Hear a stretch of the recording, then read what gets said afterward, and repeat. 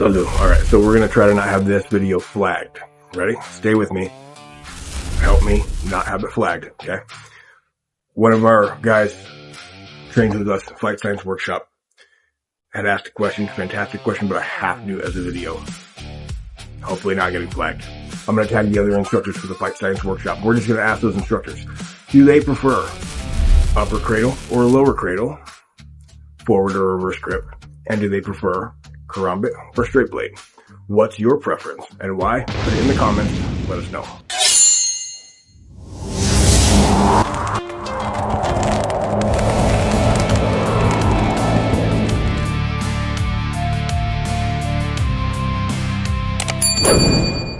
So, Haymakers MMA, just a fantastic question. I'm going to put him here in the comments as well. Please go follow him. Excellent work with the katana. So much excellent material he has. All the training things he does. He's also the gentleman who had broken the baseball bat with his forearm on that strike. Oh, it was fantastic. Question was this about the straight blade versus the karambit and kind of getting your head around that idea. I was also with that whole mentality of straight blade for a long, long time. It took me a while to get to the karambit, and it was really this ideology that kind of got me there. One of the first instructors that I had, in Kali, he came out on the floor. First thing he said was, there's only two types of people that will use lower cradle, reverse grip position. And that's the inexperienced and the extremely experienced. I don't say that to be egoic in any way. That's what he said, and I thought, really? Why? And he just explained, there's more positions in upper cradle than there are in reverse grip because of the way your wrist works and how many different ways you can do things. If you know the channel, you know, we've talked about this a couple times. When I have my expandable baton out, we have to change how we do this in the 5 count. You remember this? So let's say I go to my tool and I just swapped out my light gear to put on my duty belt there. But so I've got the small guy, right?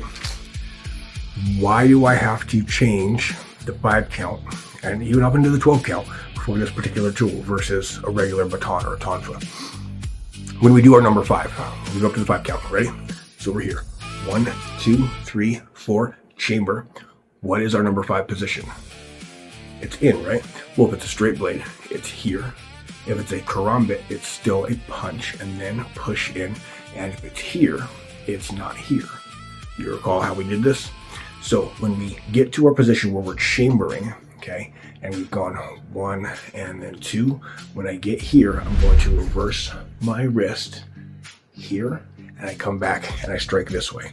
Same thing when we're going into the 7, the 8, and the 9. We have those strikes. So from this position, I'm going to go up, I get to this position here, and here, up over the head, and here.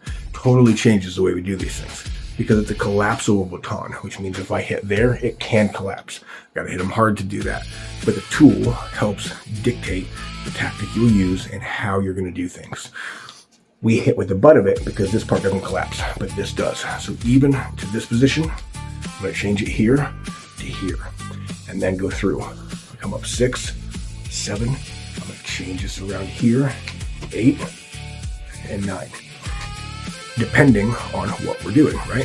So for us, lower cradle, reverse grip is the knife is sticking downward. Upper cradle, forward grip, the knife is sticking upward. Top of your fist, bottom of your fist, right? Okay. When I am holding a straight blade and say I'm doing, I don't want to get flagged, so let's watch the size of the tool that we pull here. Let's say I'm doing it with this, okay? I've got a straight blade knife.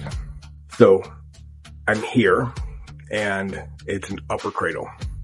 When I'm doing this, I'm doing it in kind of an unnatural wrist position. Let's talk about this with the 5 count.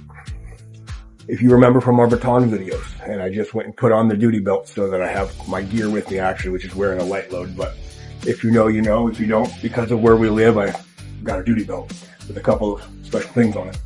So when I'm here and I'm doing this, where's my fist? You can see that right there. So look at the position that my fist is in, right? I'm in a position. The reason why this can feel unnatural is because when you're doing edge weapon training with a blade and you're using a sword, you're using a katana, you're using a tanta, you're using anything, you have that forward grip and your wrist is not aligned like you would teach someone to punch. So think about it like this. You're in a punching position, okay? Think about it like you're a boxer. I'm a Kempo guy, right? That's what I'm known for. So Ed Parker's Kempo, we do punching, but we're also very Muay Thai space, knees and elbows. And so much of what we do, even in the thundering hammers, right, straight punch comes in and we're there with a forearm at the top, back up the knee, pull, strap, under the knee, snap on the head, here in the bottom, all of these things, I'm in more of that position. So you can say that the forward grip on a straight blade would be more like a hammer fist type of a strike. Boom. When I'm here, in this position, this is a specialty Karambit. My primaries here, because of this with the knuckle ring, right? Maybe like a paperweight, maybe, is what they call it in some states. Brass knuckles. You got a brass knuckle on, right? You also have a blade coming out.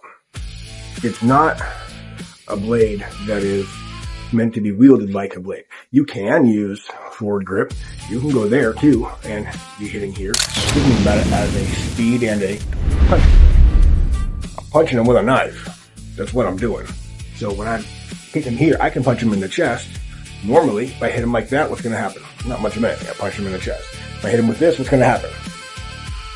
I just penetrated his chest, like fully, with 2.5 inches of knife. So even going through that into the ribcage, how deep in do you need to go to be able to hit vital stuff?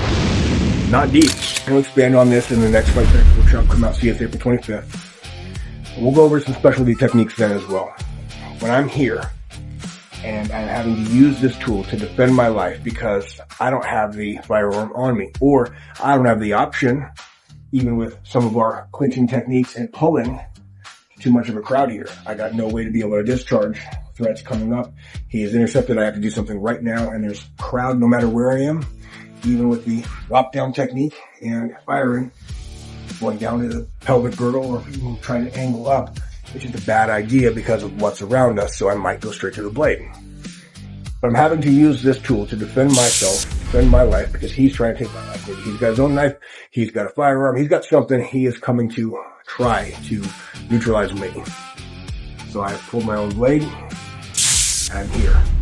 I'm doing this in a puncher's way. That's the benefit, one of the benefits of a Karambit, is that when I'm hitting him, I'm still really punching him, but I'm punching him with a knife. That's the easiest way to think about it. We can go through some of the specialty techniques as well for the specialty Karambit and so much of what that and that does. But regardless, when I come check out some of these things, and the easiest thing I can tell you is think about it in more of a natural motion. This forward grip is more of a hammer fist striking. The reverse grip is, even with a straight blade, is more of a punching type of motion, so I can be in the defense of a punching and rear hammer fisting, lower hammer fisting striking. That's some of the easiest ways. I'll tag the other instructors as well to ask them what they think. They prefer upper cradle, lower cradle. If they prefer curvature blade, Karambit, or straight blade. And what's your preference? Drop it in the comments. And for our brother there, Haymakers MMA, please give him a follow. Fantastic creator. And I hope that kind of helps. But we'll see him as well, and hopefully see all of you at the next Fight Science workshop. We have a lot of things. We're so excited to be going through this with you guys. Cannot wait for you to come out. We're going to go through a whole lot more of this, and why there's a lot of special considerations on things that you really want to be doing. Salut.